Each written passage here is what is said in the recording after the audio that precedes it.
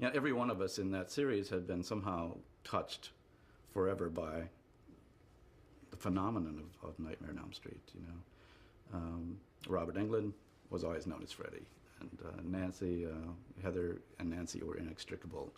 New Line Cinema had sort of been built on it. So when I came away from that conversation, I called up Bob Shea and I said, I think I want to make a movie about the phenomenon of the movie and use that as the basis and jump outside the stories entirely, and also try to deal with this whole idea of censorship and whether horror films are good or bad, or whether they cause people to do things. Because that has been sort of a growing and insistent question continuously asked of me, and I think everybody else making horror films, is, aren't you afraid your films cause this or that?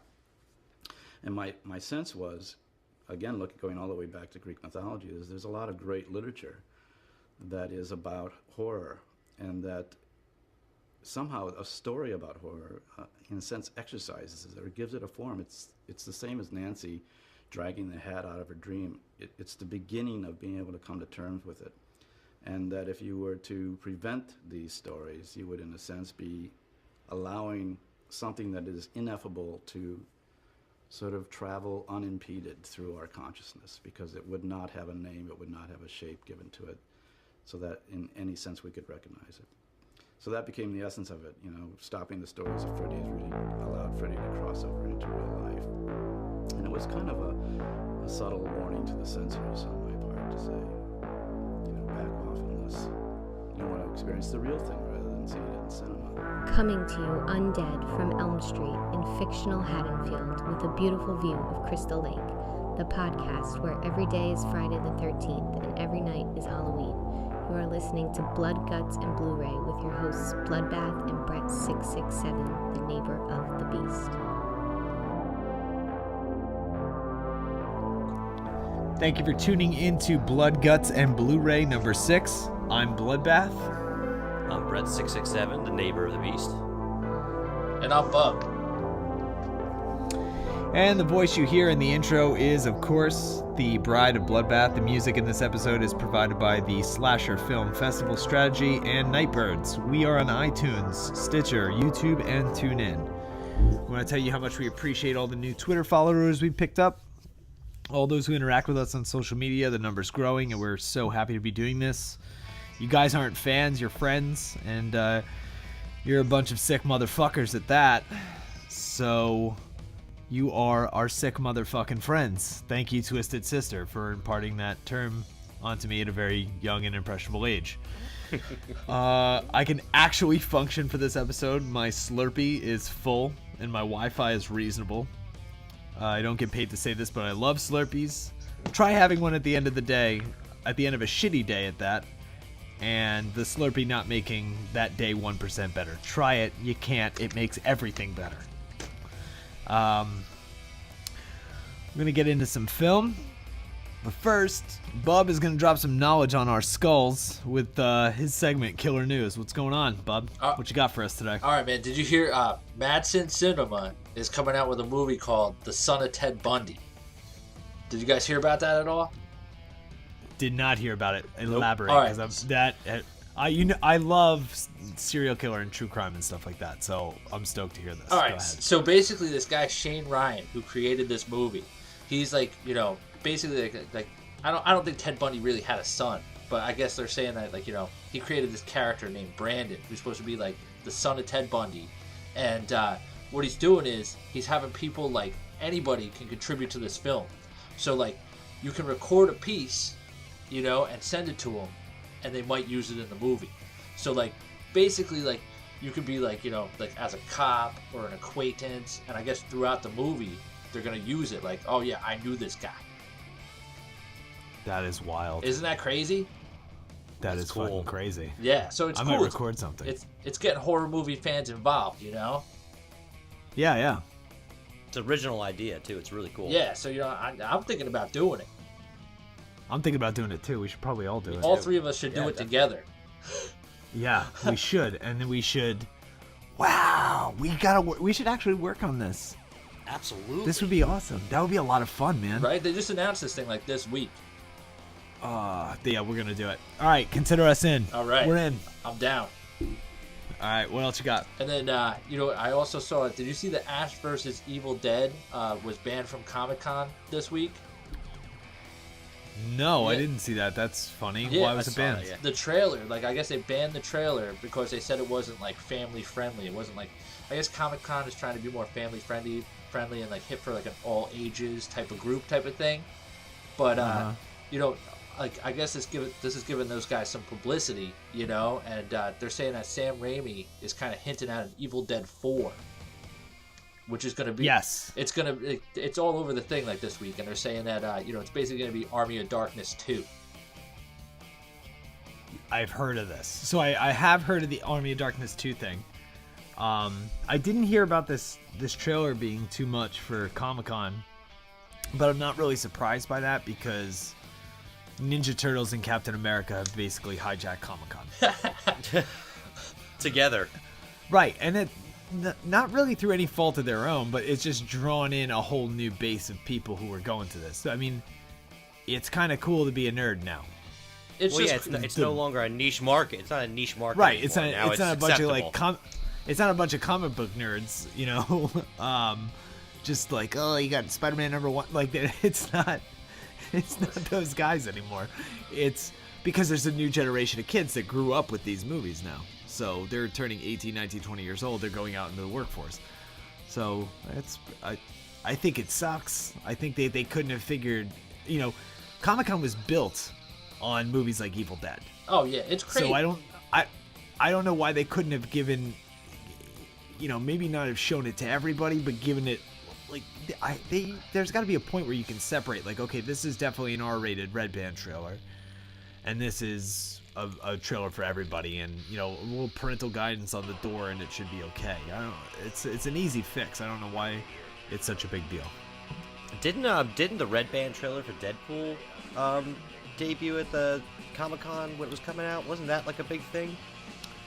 That might have been the reason why it might not be there anymore. Because that trailer was brutally violent and was loaded with curse words and stuff. I didn't think that movie was that great. If we're talking about Deadpool real quick, I didn't think it was that spectacular. I thought it was funny, really, but whatever. The plot was kind of disjointed, and it didn't have a classic movie arc. It was kind of all over the place, but damn did I laugh a lot. I thought it was pretty self-aware in that they were making fun of all the other comic book movies. So I'll give that credit. And the studio. Yeah. This was funny. That was funny. Okay. This is alright. I didn't hate it.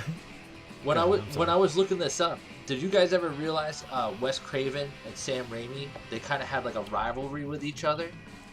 I did know that. I was going to talk about that. I'm telling you, man, it was crazy. I never noticed that, with the whole poster thing. Did you ever read about that? Yeah. Did you know about that, Brett? No, I had no clue about it. All right, so in Evil Dead, there's a poster on the wall. It's The Hills Have Eyes, right? Yep. There's a Hills Have Eyes poster on the wall, and what Sam Raimi was trying to send a message to Wes Craven that said, The Hills Have Eyes isn't the real horror. This Evil Dead, this is the real horror. That stuff is just kid stuff. That's movies. That's bullshit. So, in Nightmare on Elm Street, they're watching Evil Dead, and as if to suggest that, okay, no, Evil Dead, this is the real horror. Evil Dead, that's kid stuff. There's another little snippet of that in New Nightmare, which we're going to talk about later, and I'll point it out to you. But Wes Craven actually started that. He actually I guess it was in it was in Jaws. He had the torn Jaws poster in The Hills Have Eyes. My movie's scarier than yours. Yes, and so Sam Raimi punched back when he wasn't really in it in the first place. But it was his first film anyway. So yeah, but he did it to he was him. trying to send a message. He did it to him in Evil Dead 2 also.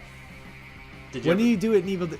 Where in Evil Dead 2 is it? In Evil Dead 2, I guess when Ash is out in the whole shed thing, there's a hanging Freddy glove.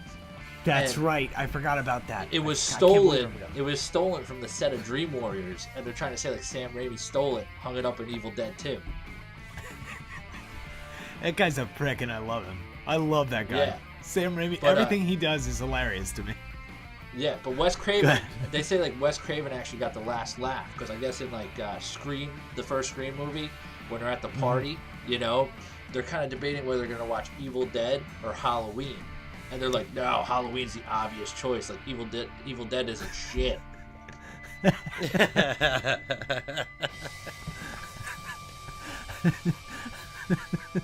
I forgot about that. And the funny thing is, Sam Raimi probably saw that and just started laughing. Yeah, oh, definitely.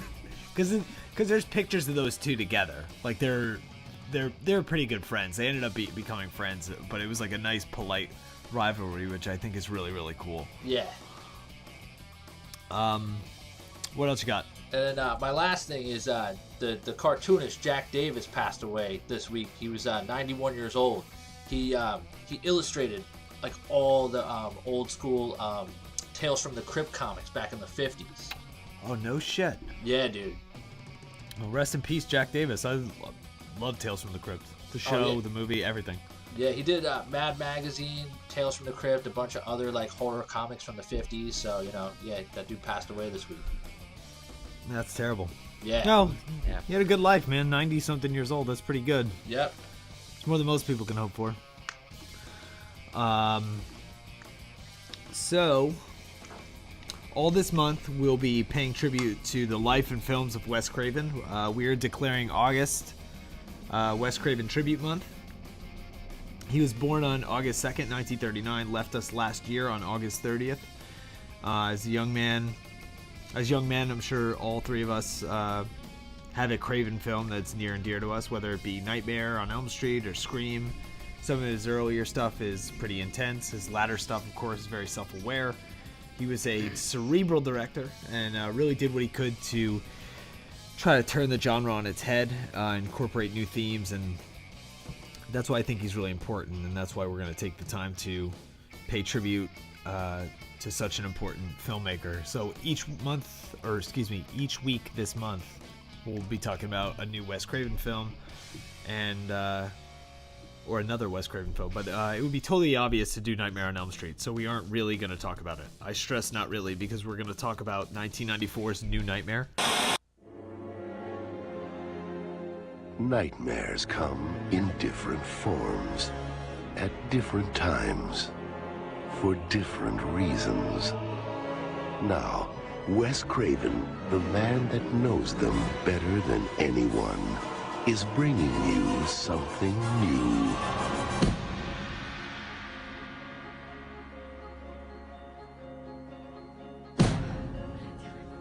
Can you hear me? You've got to fight it.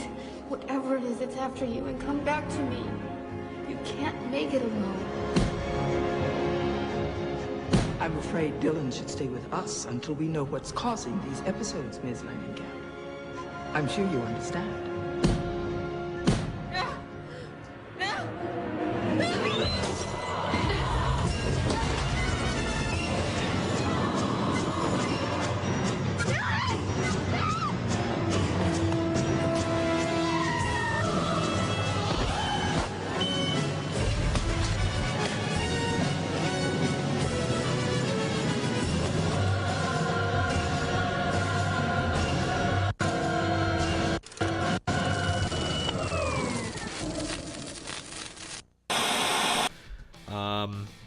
The body count is low.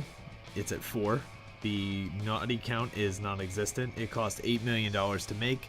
It grossed in somewhere around $22.5 million worldwide when you add the USA and non-USA totals. Brett667, hook me up with a synopsis.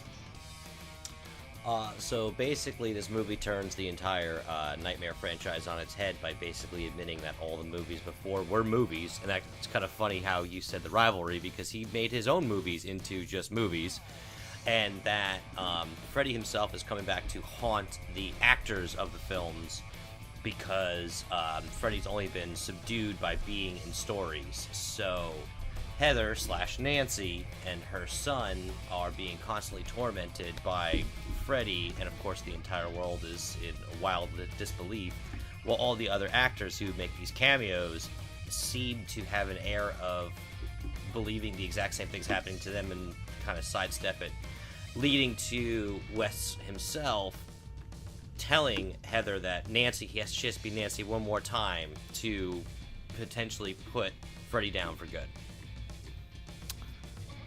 And a blistering conclusion at the end. Oh my god, totally. Burn. I think both of you guys are going to agree that this sort of set the stage for the Scream movies. Absolutely. They're way too self-aware not.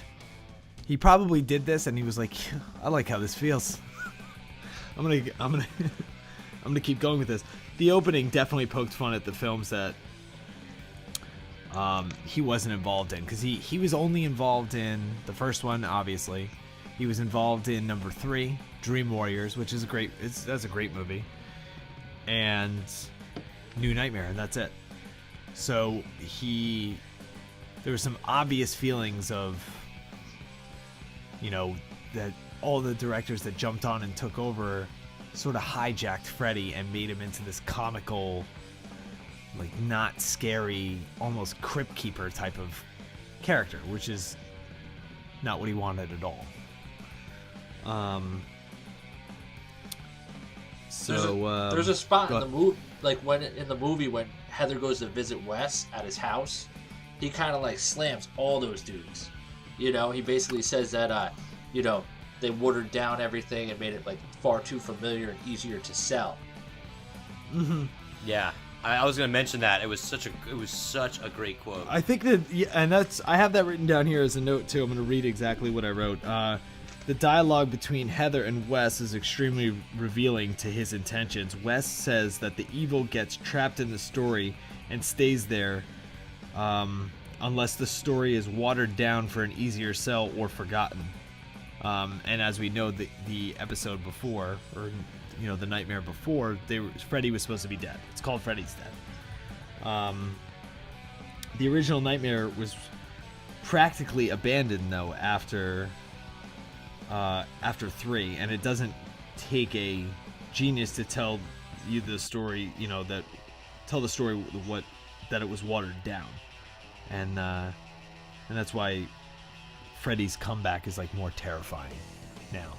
And it also, if you think about it too, if you watch the first one, Freddy Krueger is only on screen for 7 minutes throughout that entire movie in the first one.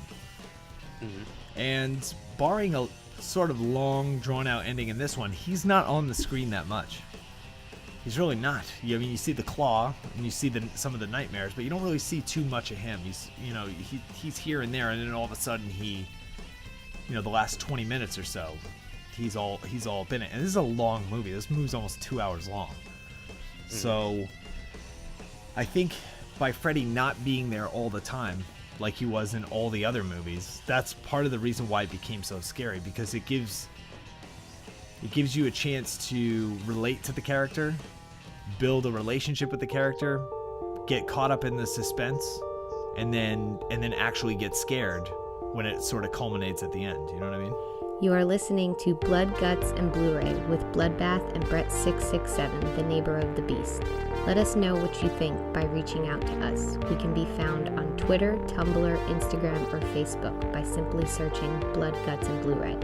To suggest a film or trailer you think we should discuss, or to comment on this or any other episode, send an email to bloodgutsandblueray@gmail.com. We will always get back to you. Thank you for listening to Blood, Guts, and Blu-ray, and enjoy the rest of the show.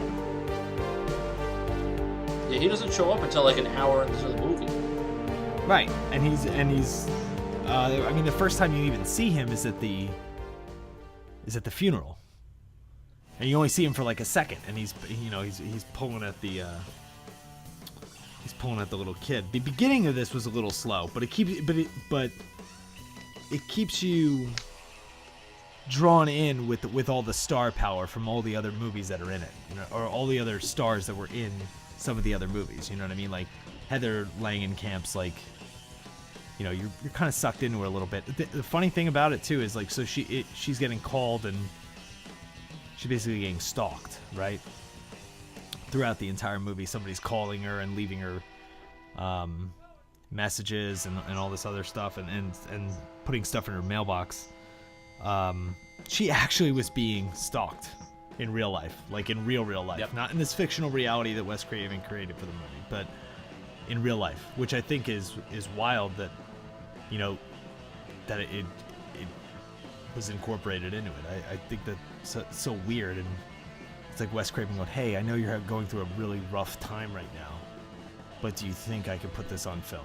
Because that's what it felt like. That's crazy, man. Which you can feel that. Yeah. You can feel that in the movie from Heather. I mean, you could definitely tell that it hit home, and it's almost funnier that the movie's poking fun at the previous movies, but also relating to real life scenarios. And I felt like the acting and the characters, you could really feel that tension and that drama and that fear. Did you guys notice Heather, that anyway.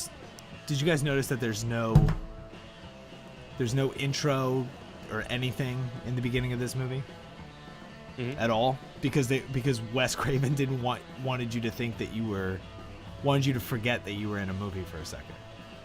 I don't know if that actually worked, but I think that's a pretty good way to try.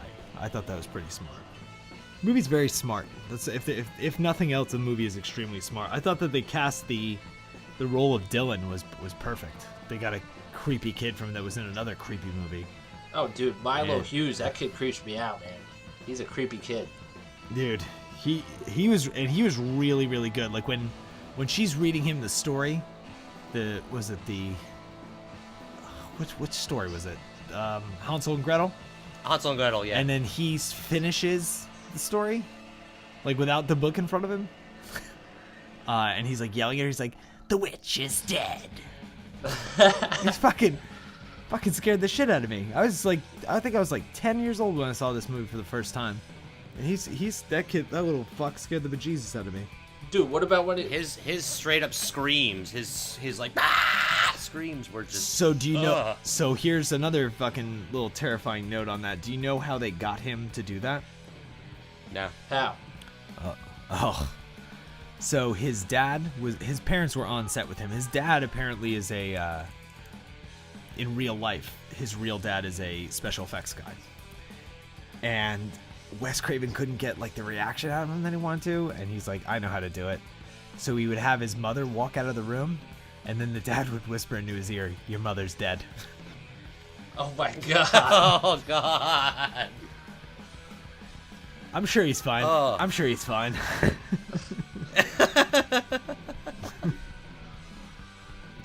This movie was actually intended to be this is what Wes wanted to do for the third movie, and the studio was like, fuck no, because they were afraid that they were gonna lose their cash cow. New Line Cinemas is like in Hollywood, is sort of known as the house that Freddy built, because they were kind of getting ready to tank, and then Nightmare on Elm Street did so well that it saved the company. So they just wanted to, they were just trying to keep that cash rolling in by making sequel after sequel. And if you look at the years, or the timeline for each film that came out, they're almost all of them are a year apart. Some of them are even less than a year apart. So it's wild. And almost everybody from the original Nightmare makes some sort of appearance in this movie, minus Johnny Depp. Wes Craven didn't want to ask him. He was like too scared because he was just becoming this huge star. And then he ran into him later. And Depp was like, "Why didn't you ask me? I totally would have done that. I would have been happy to." So I'm hogging this mic. Go. Somebody else go. Dude, I never realized was that Freddy Krueger is actually, like, that's the name of the kid that used to bully Wes Craven when he went to school. Did you guys know that? Yeah. Yeah. It's insane, I think, So he just kind of made him into like this big movie thing, It's insane. Yeah, I did know that. I forget where I saw it. I think like, what fucking network was it? It might have been Bravo or something. They did like this horror special where they were talking to like all these directors and stuff, and they talked to like John Carpenter and Dario Argento and Wes and Toby Hooper and all these other people, and he had mentioned that. It's just what that's wild. I mean, imagine being Fred Krueger now, like the real Fred Krueger, and like everywhere you go, you have to explain that. Like I used to beat the shit out of this guy, this little fucking loser named Wes Craven, and he made a movie about me. He actually made 8 movies about me, where I'm a demon that haunts him in his sleep and cuts his balls off. So the babysitter, another Wes Craven connection here. The babysitter in this movie was in that Scream TV series. I don't know if you guys watched that. It's on MTV. It's very tweeny, but I watched it because I like the Scream movies so much. I figured it couldn't be that bad, and yeah, it was pretty bad. I can believe it was that. pretty bad. I mean, there was a couple cool scenes, and there's a couple hot chicks to look at, but beyond that, it's not very good. So I love the funeral scene in this movie. I thought the funeral scene was great. I also like when the guy gets hacked up in his own car when he's just driving along and he starts falling asleep. I thought that was what a great way to sort of bring Freddy into the movie. I thought that was such a cool part. What do you guys think? He's like hanging out singing REM. That was so weird. I love the REM reference with the REM. I mean, actually, Bob, tell me what's the quote again, because we were talking about it earlier from the song. Well, I guess they said that that in the lyrics. That's it says, me in the corner. They say that was just a dream. That's why they picked that song. There we go. Oh, that's right. I didn't even put that together. Yep. And of course, REM. REM sleep. REM sleep. Right. I didn't put either of those things together. Wow, dude, we're blowing minds right now. Blood, Guts, and Blu-ray number 6. We're here. We're here. Valhalla.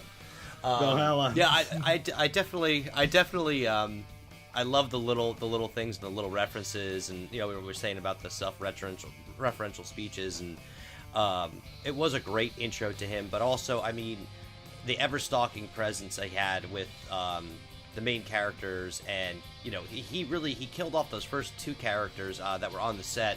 And I like how they brought that back in one of her dreams, that it was indeed Freddy that killed him. Because the whole movie, I was like, whatever happened to those 2 guys that she had the original dream about? Are they alive? Are they dead? And I'm like, the whole movie, I just couldn't let it go in the back of my head. I'm like, are those 2 poor souls dead, alive? Do they have a giant metal hand sticking out of their throat? Like, what's going on with that? And then, in fact, they were dead, and I was happy. They were super dead. What else was I going to say? Covered a lot of my little fun facts. Actually, one of the things that they left out was that Wes Craven was also supposed to be on the run from Freddy Krueger. Like, they were trying to write it in so that way, like, Freddy was stalking him and Heather. And they had a scene where he was supposed to be, like, in a van that was being driven by Michael Berryman from The Hills Have Eyes, the original, obviously. And but I guess it just never made it to the film. So also we were talking about the first death in the movie with the REM song and stuff, which blows my mind. I can't believe I didn't put 2 and 2 together with that. But that actually was not in the script. They decided to do that. Was one of the last. From my understanding, it's one of the last scenes that they shot because they didn't think that Freddy killed enough people in this movie, which he didn't. There's only four dead. So they decided to put that in there. I guess they planted it in there to add another death, which is pretty cool. I thought they pulled it off really well. That's one that I hadn't seen this movie in over 10 years, easily over 10 years. I haven't seen any of the Freddy movies minus Freddy vs. Jason. Or the new one, the reboot, was the last one I saw. I haven't seen any of them in forever. So I kind of went back and I watched all of them, minus Freddy vs. Jason and the new one. And I watched them all up to New Nightmare. And Freddy is much more menacing in this one Like compared to all the other ones where he's just like he's like a weird crazy clown. And the first one he's scary. I don't care what anybody says. The first Nightmare on Elm Street is a scary movie. Oh yeah. But I don't like the fucking makeup on him in this movie at all. Like he's super 90s. It so looks 90s. like he looks like Wishmaster. It looks really it just looked so silly. He looked like a gargoyle from Disney's Hunchback of Notre Dame. He didn't look anything like a burn victim. You know, he looked like a demon. And maybe that's what they were trying to do, but if that's what they were trying to do, they fucking failed. Cuz it sucked. When you get close to him, especially when it all culminates into that shitty dungeon at the end. Which, by the way, spoiler alert, it's totally going to happen. This came out in 1994. We're well past our 5-year window. That shitty dungeon, I hated that. Why couldn't they just bring him back to the boiler room? The boiler room was much scarier. This dungeon looked like something out of a shitty haunted house. I hated it. I thought that was terrible. If you brought it back to the boiler room is scary. The boiler room is scary because it's real. Because in every fucking school, in every building, there's a boiler room. And I mean, and everybody's scared of the basement as a kid, so you can kind of like go back and revisit those fears. You know what I mean? I don't know. Maybe that's just me. And I have to agree with you on that because through the whole movie, I agree. When you said his makeup, it looked like one of those scientific models of the muscles. Like that's what it looked like. He looked like to me. He looked like a moving scientific mannequin. But he was still more menacing and dark than he had been in previous films. Well played. And I was saying to myself the whole movie, I said, for 94, this isn't very 94. And then she goes through the sheets, and I'm going, oh, this is kind of cool. Like, she's entering into another realm. This is awesome. That part's cool as fuck. That way. Yes, it was so cool. That part's rad as fuck. I think that's awesome. Go ahead. I'm sorry. And then she comes splashing out of water on 1990s CGI dungeon, and I'm just like, oh shit, here it is. An hour and a half into the movie, and here's 90s. Because everything else was so practical. Yeah, and you said it perfectly. All the effects were practical. There's a little bit of CGI when his hand comes out of the driver's seat when he during the first kill, which is okay. Because it wasn't too much CGI, you know what I mean? Like it wasn't like CGI fire, which is the worst. But it was like that part looked great though. But that's exactly, and there's also a reason for that too. You can suspend your disbelief with the CGI in a Freddy movie because it's constantly in a dream state. So if it doesn't look real, it's fine because it's supposed to be in a dream state, and nothing in a dream state is supposed to make sense. We talked about this with It Follows. Mm-hmm. So any of the crappy effects that you've ever had in any of these movies, they can be explained away because, well, it's dream phenomena, so it doesn't really have to make sense, and that's why it's okay. That's why that little bit of CGI, which is like not too much, it's just a perfect amount, it's not overdone in any way, is perfect. And I wrote that down in my notes as well because I like that, because that every time I'm driving my car and I have to itch my nuts, I think Freddy Krueger just scratched my fucking jeans. I think it every single time. Every time. So, I think about that's one of the parts of the movie that I'll always remember from that. Not that specific part, but that kill, that's always stuck with me because it just seemed to come out of nowhere. You know what I mean? Yeah, and I definitely agree with you on the dungeon in that it really didn't make sense. And I know this is going to sound silly about a movie about a burn victim killing people in their sleep, but the whole movie made sense, and it plot wise everything made sense within it. They started off with a fantastic premise, and they stuck with it too. I mean, they did a fantastic job with the self-referential bits. And then they threw him in a dungeon, and I was just like, that doesn't feel right. And it just, the ending was still fun, and the battle and the suspense with her going up the steps of goo and all that kind of stuff. But I was like, but we're in a dungeon. If we were in a boiler room, I'd be fucking stoked right now. The goose steps though is sort of, I didn't mean to say goose step. just the steps of goo are actually There you go. That's actually in the first one. They do Exactly. It's right at the end of the first one. They revisit a lot of old stuff from the first one. One of the other things, and I'm wondering now because we're talking about it, so it's making me think about it a little more. My wheels are turning. So that part where she goes into like her traveling in the sheets, is she really traveling into Freddy's world? Or the shitty world that has been created for Freddy through 4 extremely bad films? Because if you think about it, that's where you, once you get into that world, like Freddy becomes asshole, unbearable Freddy. Like the Freddy from Freddy's Dead and the one before that, the Dream Child, is terrible. He calls everybody bitch. It's just constantly. That's true. He's just like, and then you don't get that at all until you go into that stupid world of his. And then he's like, pick out a pet for the kid, bitch. Oh yeah, And- he's out of control in that part with the tongue part. Right. So and it looks, the whole thing just looks terrible, and I'm wondering if that's like a snafu but on purpose to really stick it to the directors from the other films.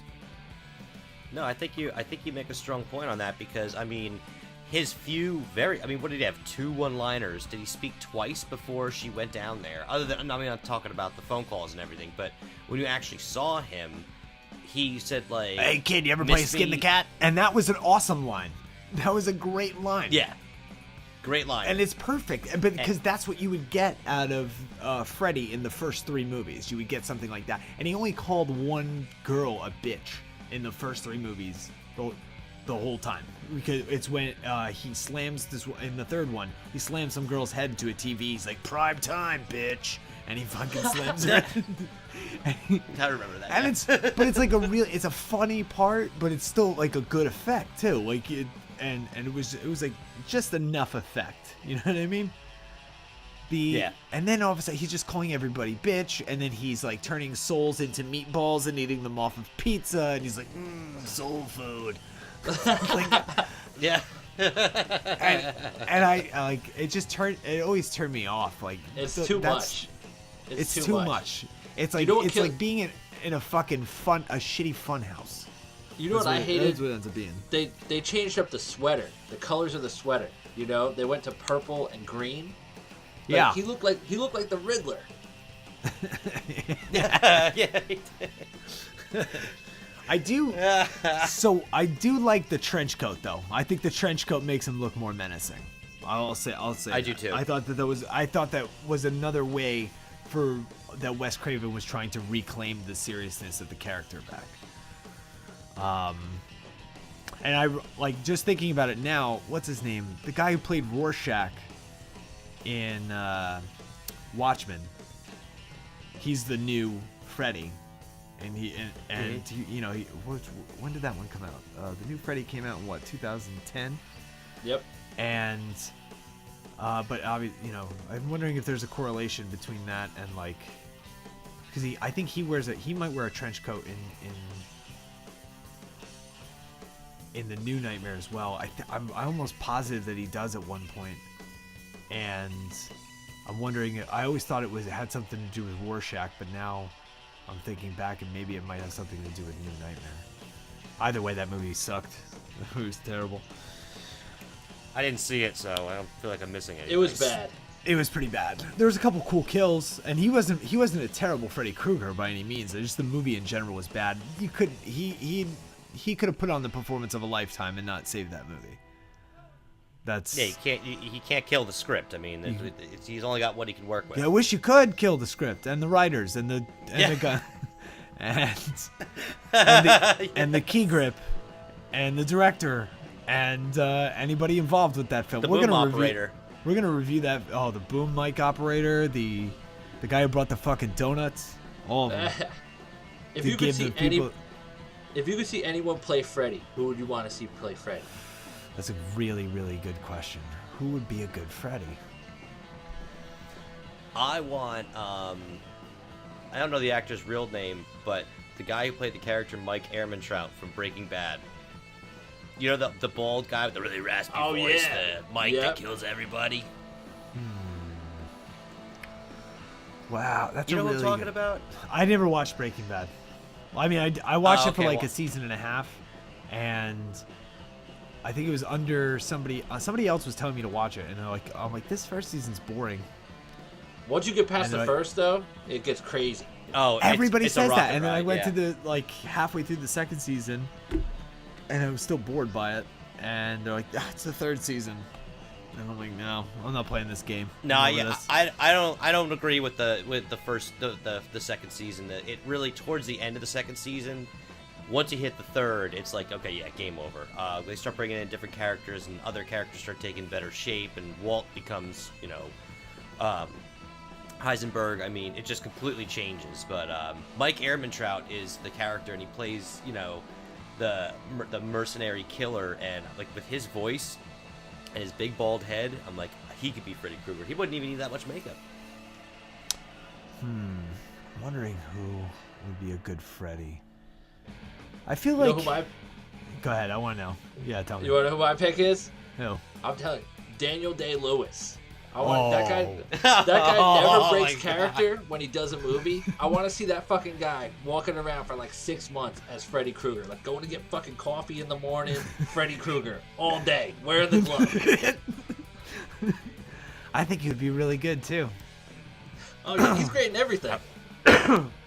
What's he got? Like 4 Academy Awards now? Oh yeah. But I still want him to do it in the Daniel Plainview voice, though. Oh, Daniel Plainview voice is great.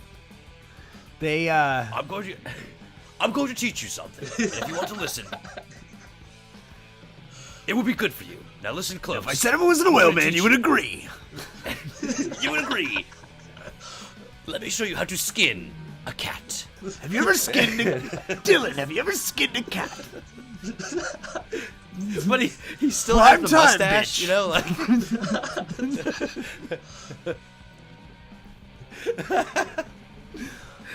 Oh, yeah, Prime Daniel time, Plainview Heather. as there's a pool of blood at your feet, and I'm the only one that can get to it. What, in the first one where he puts the glove to his face and he's like, "This is God. This is God." You would agree if I told you this You was would God. agree.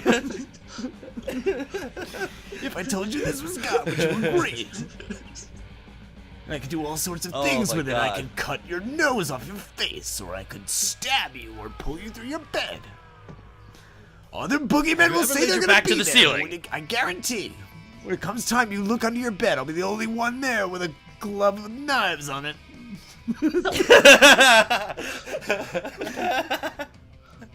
Well, I was gonna say, Oh my you know, who could do it well, but he's a little old, but maybe he could pull it off because he seems to be in pretty good shape.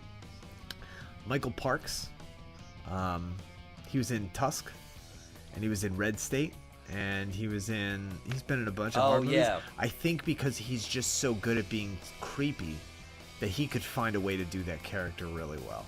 I don't know that anybody.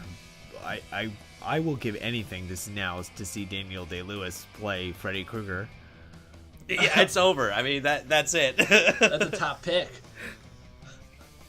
I actually want 2 movies. I want the movie, and then I want the behind the scenes movie of him of being Krueger throughout the course of the I day. will watch Like, hours and hours of footage, just him getting in fights with the assistant directors and stuff. What do you, and Daniel Day-Lewis voice with the Freddy Krueger makeup on. I could just see him at like a sub shop. Don't worry about cutting it. I've got this covered. That's do you know at like one point somebody was looking for him for a movie and they just couldn't find him, and then they're like looking for him, like nobody knew where he was, his agent, nobody, and he was like, he just, I guess one day decided to give up acting. He got on a plane, he flew to Italy, and he taught himself how to make shoes, and that's what he was doing. Oh yeah, it's just crazy, man. He was just cobbling shoes. God, he's such a great actor. I just love him. I love him in everything. Me too. Everything he does. Everything he touches. Everything he touches. It turns to gold. I can assure you. I can love Last of the guarantee. Mohicans. I love it. I love Gangs in New York. He's so good in Gangs in New York. You can't even deny it. Oh, the Butchers. I don't even think he didn't even get an Academy Award for that. I don't think he did. I'm almost positive he didn't.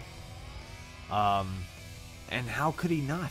He was so fucking perfect in that movie. And I never saw Lincoln, and I heard he was phenomenal in it. oh, he was really good in Lincoln. You almost forget that it's him at certain points. And yeah, Lincoln's got like funny parts in it. I'm not talking about when he gets his head blown off, because they don't even show that. That's what everybody wanted. Everybody wanted to see that too. That's what everybody wants to see. They want to see the Titanic sink. They want to see Lincoln get shot. Give the people what they want. They don't show it. But he's so good at just being. I don't know what he like. I don't know. He did a year's worth of research before he even agreed to take the film on. That's how seriously I think Spielberg wanted him for that role. Anyway, this is becoming the Daniel Day-Lewis podcast right now. Daniel Day-Lewis fantasy cast. I want him to be Freddy Krueger though. Bub, you nailed it. I'm telling you. I've been thinking about it all day. You're listening, listeners. You're listening to Blood, Guts, and Milkshake. So, no, you're one not. of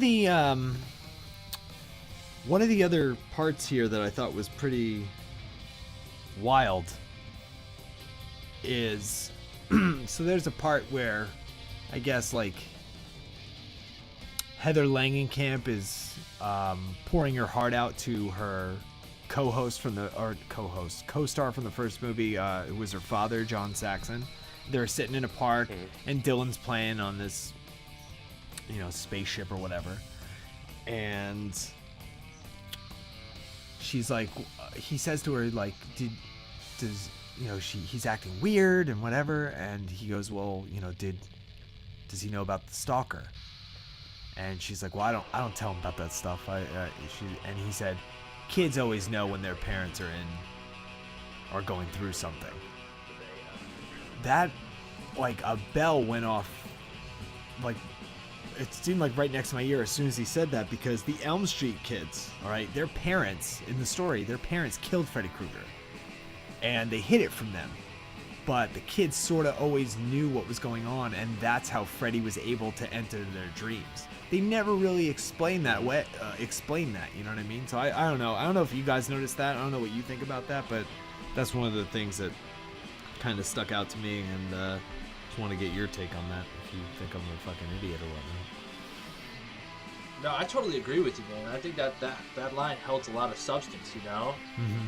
It's crazy, like you said, how they burnt the place down with them and all that type of stuff. You know what the weirdest part about that scene, though, is when he's standing on that 30-foot rocket ship, and he's just kind of like hanging out with his arms to the sky. I was reading that dude, Milo Hughes, who plays Dylan in the movie. He owns that fucking thing. That's at his house in his yard. Yep. 30-foot rocket ship. Yeah, his dad bought it for him and put it in his backyard. That's crazy.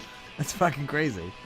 At the end of the movie, Heather Langenkamp and John Saxon are wearing the same clothes that they wore at the end of the original Nightmare on Elm Street. I didn't need IMDb to tell me that fact. I picked it up as soon as I watched it today. I was like, huh, he's wearing the same thing. I didn't realize that. It's crazy. So that was a really cool that was a cool transfer. That scene was very I thought so too. And there was a bunch of like little lines and actions that happened in the movie that happened in the original too, like the when Heather is walking to the room that her son is supposed to be in the hospital, and the nurse says something like, you need a pass to be here, and she's like, screw your pass. She says the same line in the original Nightmare when she's in the hallway, or she's leaving the classroom, and they're like, you need a hall pass, and she's like, screw your pass. Same thing. She also gets what's a a gray weird streak connection? in her hair. Go ahead, Oh I'm yeah, sorry. you know what? A weird connection about that hospital part is the first nurse who comes in is Lynn Shane, the actress Lynn Shane. She was the teacher in that school scene in the first one. and the sister of Bob Shaye, who produced the film. But I love how they tie that all together. Yep. It's wild. I think that there's the whole funeral scene. Almost everybody except Johnny Depp was at the funeral for Heather's husband in the movie. So it's just, I think that they paid a really good tribute to easily a classic. Definitely, Nightmare on Elm Street is a horror classic. And New Nightmare really shut the door on it. New Nightmare was the answer to all the shitty ones.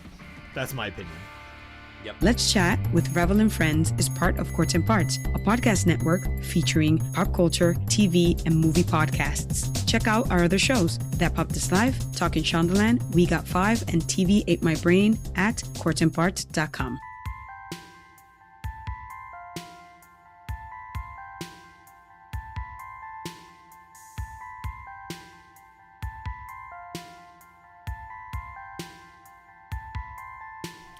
You are listening to Blood, Guts, and Blu-Ray with Bloodbath and Brett 667, the neighbor of the beast. We are dedicated to bringing you the show across your favorite medium. We can be found on iTunes, Stitcher, TuneIn, and YouTube. Please send all suggestions to bloodgutsandblueray@gmail.com. Thank you for listening. Now, it's time. Go round table. We'll start with Brett. Brett, what do you rate Wes Craven's New Nightmare? I rate this movie a 3 out of 5.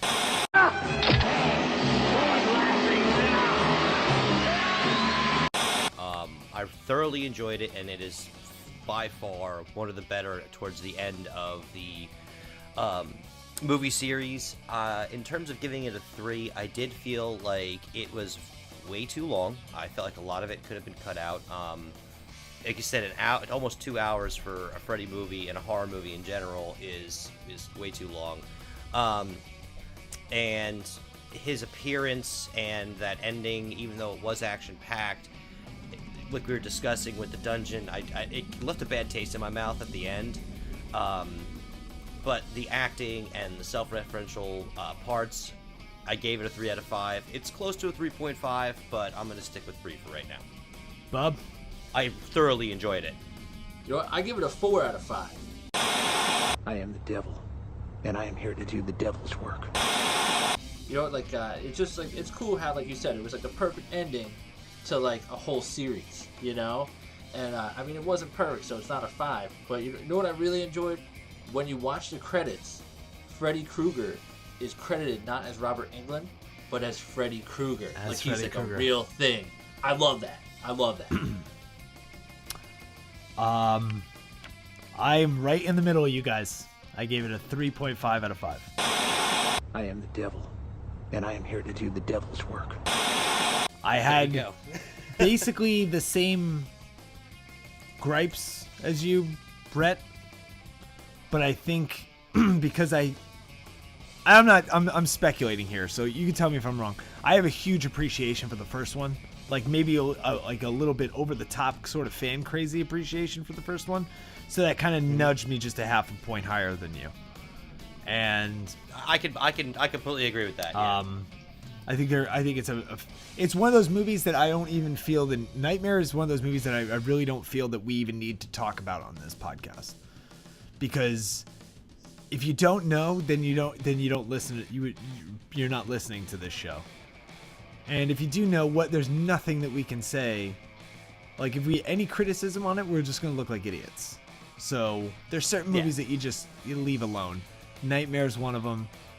The first Halloween's definitely one of them, and there's others too along the way. So I mean, that's gonna come with time. But I do love this movie, and it is probably I at 3.5 between this and Dream Warriors are a close second from my second favorite of the franchise. And I love Freddy vs. Jason. I love it for all of the right reasons. It's a movie that doesn't take itself too seriously, and it's got a ton of gore. And Freddy's funny when he needs to be. and Jason's brutal when he needs to be, and the two come together, and then they fight each other. Done. And there's some boobies, and that's fine with me. So, I literally like it for all the right reasons. That movie was made for me, and I loved it. So, I've never actually seen Freddy vs. Jason. It's one of the ones on my list. yeah, it's you have to see that, and you have to see Jason X. You have to see Jason X. Quit fucking around and watch Jason X because you're gonna love it. Good, huh? It's amazing. It's so good. It's so good. It's Jason in space. Did we talk about this on the last one? It's Jason in space. He's in outer. Yeah, we did. He's in outer space. It's all, stop and think about that. How did he get there? Why would you take him there? Nothing good. I'm really interested to see how he ends up in space. Nothing good is going to come out of this whole situation. You're putting him he doesn't even have Crystal Lake to run around in. He's got a spaceship that you also live on. What are you thinking? Not a smart move. Not a smart move. Not a calculated smart move that I don't know, somebody working on a spaceship might make. Terrible. Terrible job. Hijinks ensue. It's amazing. It's incredible. That's going to do it for the first installment of Wes Craven Tribute Month.